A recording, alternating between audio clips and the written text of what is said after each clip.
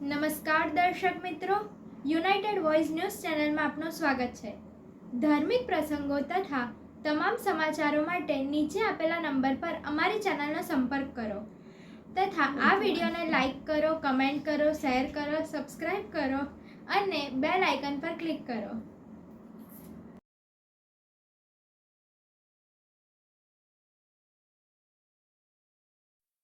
एक चीज मैं और भी नोट कर रहा हूं, यह भी बहुत दुखद विषय है। मैं इसमें अपवाद हूं, कुछ और गिने चुने मारा साहब है भारत में जो अपवाद है। बाकी लगभग पर्यूषण के बाद में सब उपाश्रय स्थानक तेरापन भवन खाली है। होली के बाद में तो बिल्कुल खाली है, यानी 1 घंटे भी जनवाणी का प्रवचनों का रस नहीं बचा है। 10 साल बाद में जिन शासन का समाज कैसा होगा कल्पनीय ही नहीं है, अकल्पनीय है। चेन्नई, हैदराबाद, बेंगलोर, मुंबई, सूरत, अहमदाबाद सब जगह देखा जा रहा है। लोग मिलते हैं और कहते हैं 10 पुरुष हैं, 15-20 महिलाएं हैं, उनमें भी कुछ तो बूढ़े हैं, आकर के सो जाते हैं, सामायिक पूरी कर लेते हैं। वॉचमैन को बिठाते हैं, पुजारी को बिठाते हैं, जब तक लोग नहीं आते हैं 2-4 ट्रस्टी मनवार करके बिठाए जाते हैं। मुनीम को बिठाते हैं कि जरा वंदन करो, 2-5 जने बैठो जाजम पर ताकि एक बार प्रवचन शुरू हो, फिर 2-5 जने नए आ जाएं तो तुम चले जाना। कैसे समाज चलेगा? क्या होगा? ये क्या हो रहा है? धन की रुचि है, ज्ञान की रुचि क्यों नहीं है? और जैसे जैन साधु साध्वी है वैसे तो दुनिया में कोई नहीं है। आपने आजमा के देखे कहां हैं? अगर उनकी आशीष भी नहीं पानी है या उनके पावन चरणों में बैठ करके भी जीवन को परिवर्तित नहीं करना है या थोड़ा बहुत भी अपने अपने संप्रदाय का ही सही ज्ञानार्जन नहीं करना है तो परिवर्तन कैसे होगा? मन कैसे बदलेगा? और सामायिक पूर्वक प्रवचन अगर सुनो तो 1000 गाथा के स्वाध्याय का लाभ मिलता है। अगर शुद्ध सामायिक करो अच्छे भाव से और मन पूर्वक प्रवचन सुनो तो ज्ञानी कहते हैं 1000 गाथा का स्वाध्याय करने जितना लाभ मिलता है एक प्रवचन में। और कितने ही महाराज साहब तो विद्वान हैं, अच्छे पढ़े लिखे हैं, मात्र इधर उधर के जोक्स कहकर या कहानियां कह के प्रवचन पूरा नहीं करते, अच्छे अच्छे प्रवचन सुनने को मिल रहे हैं, लेकिन रुचि ही बदल गई। अब इसमें अगर किसी का निमंत्रण आता है तो गीत गाने के शौक हैं, मेहंदी लगाने के शौक हैं, डांडिये के शौक हैं, खाना खाने जाने के शौक हैं, घंटों घंटों अपनी सहेलियों के साथ में बातें करने के शौक हैं, किटी पार्टी के शौक हैं। अब एक नया शौक खड़ा हुआ है, पर्यूषण पूरा हो जाने के बाद में चलो चैती परिपाटी लेके निकलते हैं। नाम तो है चैती परिपाटी और बाकायदा घूमना है, चल के नहीं जाना है। गाड़ियां कर ली, सवेरे नौकासी इस तीर्थ में, दोपहर को खाना उस तीर्थ में, शाम को खाना उस तीर्थ में और शाम को वापस नाइट तक घर आ जाएंगे आरती करने के बाद। तो सस्ते में सब हो भी गया, खा लिए, पी लिए, घूम लिए, कभी अवसर मिला तो शास्त्र पूजा पढ़ा ली, टाइम पूरा कर लिया। पालिताना का रिवाज हमने शुरू किया कि चतुर्मास पालिताना करने जाएंगे। पर्यूषण पूरे हुए, सबने पोटलिए बिस्तरे बांधिए। अब तो आयोजक भी ये समझ गए हैं कि पर्यूषण तक ही चौमासा करवाना है, उसके बाद में महाराज साहब खाली निक्कम में बैठे रहेंगे, वहां मक्खियां उड़ाओ, सब लोग अपने अपने घर रवाना। आयोजक भी वहां सब सेटिंग करके चले जाते हैं, 2-4 लोग रहते हैं बस, बाकी कुछ नहीं। और तो भी करोड़ों रुपए खर्च करने हैं एक एक चतुर्मास में पालिताना। और सब एकदम रिटायर्ड लाइफ वाले लोग, टोटल आधे की तो टांगे कब्र में लटकी हुई, कुछ मालूम पड़े नहीं, पल्ले पड़े नहीं, कोई रुचि नहीं। हर साल जाना है पालिताना, इस बार फोगट में इन्होंने करवा लिया, आने वाले साल ये करवा रहे हैं, चलो कि यहां के बजाय वहां अच्छा सब गिफ्ट भी मिल जाएगा, थोड़ी आराधना भी हो जाएगी। सिद्ध भूमि है, वहां प्राण छूट गए तो अच्छा है, पार उतर जाएंगे, बहुत मोक्ष नजदीक है वहां से। और सासू बहू की टिक टिक भी नहीं, ये रोज यहां टक टक करती है, कम से कम वहां 2.5 महीने की तो शांति। चलो चले जाते हैं, सोए सोए टाइम पूरा करते हैं। मैं कितने लोगों को देखता हूं, तलेटी भी देखा हूं, तो बाप रे बाप, यहां की सारी बुद्धि, यहां की क्षमता सब वहां काम पे लगती है, धक्के मारने, बीच में घुसना, कितने मकोड़े मार देने पता तक नहीं चलता, कितनी भारी हिंसा। कभी देखा है आपने कैसे लोग मकोड़े मार लेते हैं वहां, कैसे पानी में मकोड़े बह जाते हैं? तो भी हम सोचते नहीं हैं, कुछ नहीं पता चलता, कोई जैना वैना की बात ही नहीं होती। इसलिए मुझे बहुत डर लग रहा है मेरे लिए नहीं, मेरी जिंदगी की सुरक्षा के लिए नहीं, समाज की स्थितियों को देख करके बहुत डर लग रहा है कि मैं तो कल थक जाऊंगा। थकान शुरू हो चुकी है, दिख रहा है। क्या होगा समाज का? कितना बोले? 30 साल से बोल रहा हूं, कैसे बदलेगा? और अधिकांश पदाधिकारियों को, ट्रस्टियों को भी इसकी कोई चिंता नहीं है, बिल्कुल नहीं है। बस उनको पद चाहिए, पैसे चाहिए। मैं यहां भी महसूस करता हूं, कभी कभी मुझे होता है कि मैं पैसे कमा करके देने वाली मशीन हूं। मुझे इसके लिए लाया जाता है कि हमारा सबसे अच्छी इनकम होगी, बढ़िया अपना भंडार भर जाएगा, जीवन का कल्याण हो।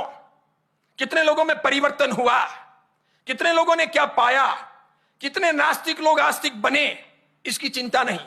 कितने लोग आते हैं, कितना लाभ लेते हैं, साधु साध्वियों से कैसे जुड़ना चाहिए, भगवान के निकट कितना जाना चाहिए, ये उपदेश कितने महत्वपूर्ण हैं, ये जिनवाणी कितनी कारगर सिद्ध हो सकती है, कल्याणकारी है, इसकी चिंता नहीं।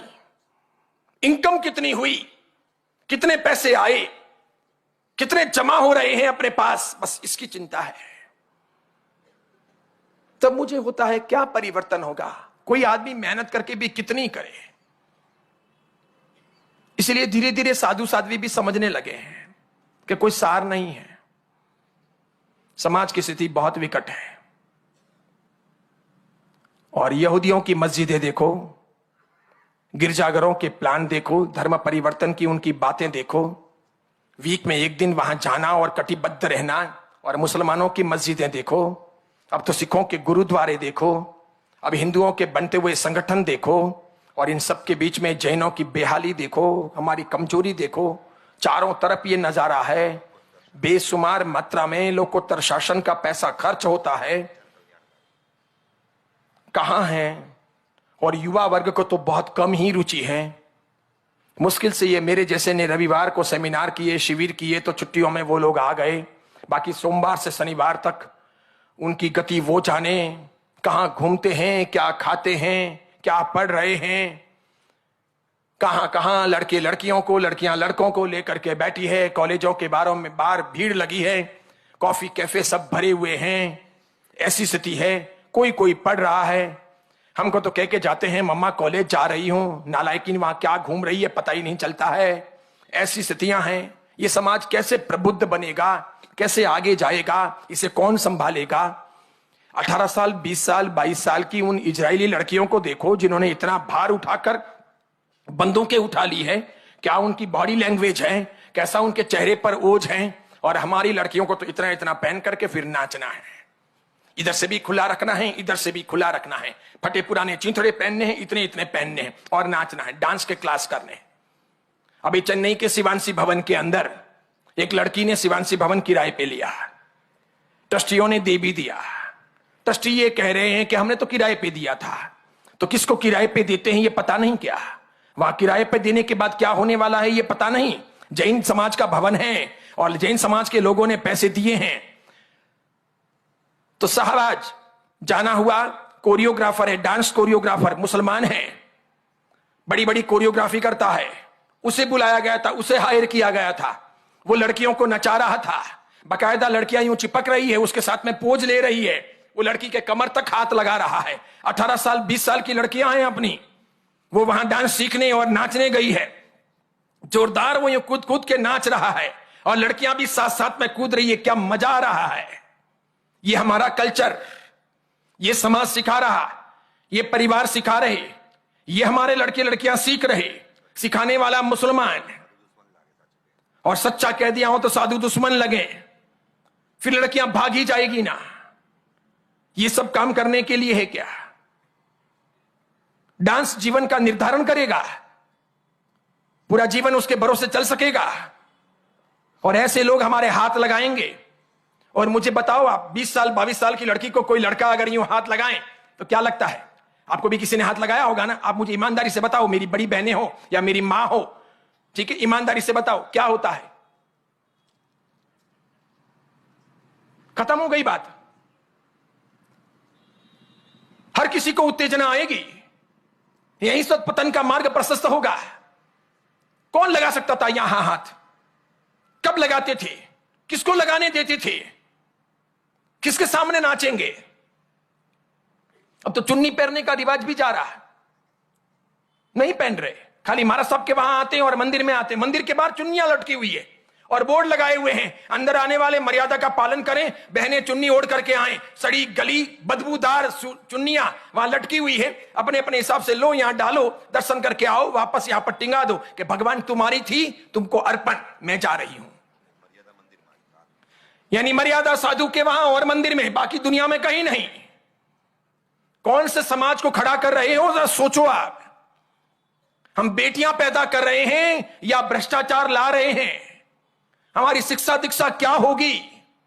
मेरी तो कोई बहन है नहीं, एक थी वो भी मर गई, लेकिन मैं यूं समझता हूं कि मेरे समाज की जितनी बहनें हैं वो सब मेरी बहनें हैं। मेरे समाज का चरित्र रहा तो मेरे समाज का गुण धर्म आगे बढ़ेगा और मेरे समाज की उन्नति होगी। सदाचारी समाज ये चाहता है। अच्छे अच्छे सदाचारी लोगों को देखो आप, और ये समाज सबसे आदर्श समाज था, सबसे आदर्श समाज। हम तो वैलेंटाइन डे ने, फ्रेंडशिप डे, रोज डे, रिपन day, chocolate day, sari day, अब आएगा चड्डी day, pant day, T shirt day. Total culture उनका अपना रहे हैं, हमारा सब छोड़ रहे हैं। न महावीर ने सिखाया, न गौतम स्वामी ने, न तेरापंथी किसी आचार्य ने, न स्थानकवासी आचार्य ने, न मंदिर मार्गी आचार्य ने, न किसी तीन थुई वाले आचार्य भगवंत ने, न खरतरगज के आचार्य भगवंत ने। किसने सिखाया? जो आपने अपनाया। उत्तम धर्म मिला और हाथ में से सरक रहा, अच्छे चांस मिले, खोते जा रहे, टोटल मॉडर्नाइजेशन हो रहा।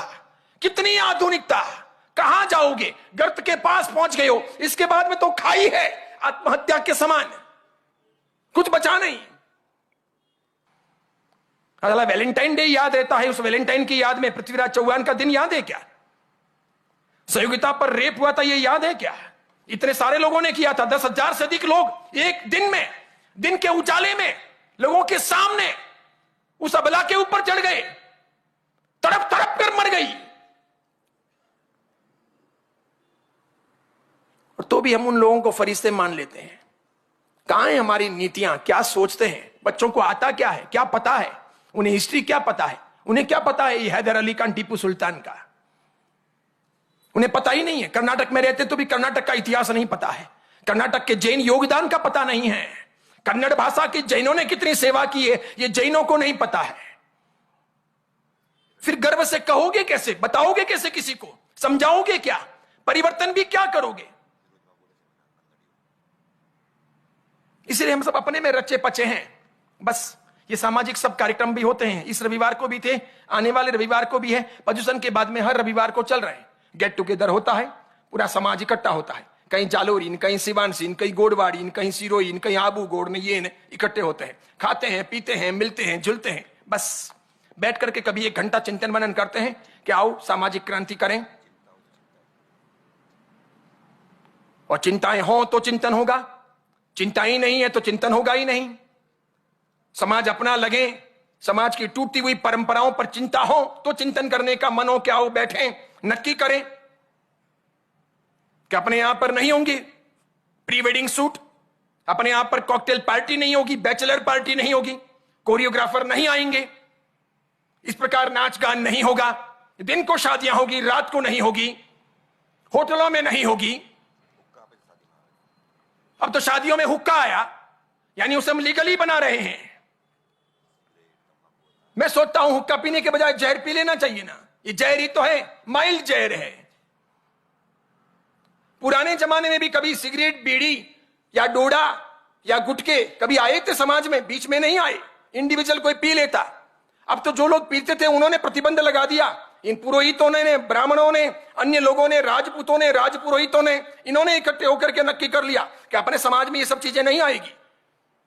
कितने पक्के हो रहे हैं वे। बहुत विकट स्थिति है, इसलिए कहता हूं जागो। थोड़े बहुत लोग भी जागोगे, दूसरों को जगा सकोगे, हर घर में परिवर्तन हो।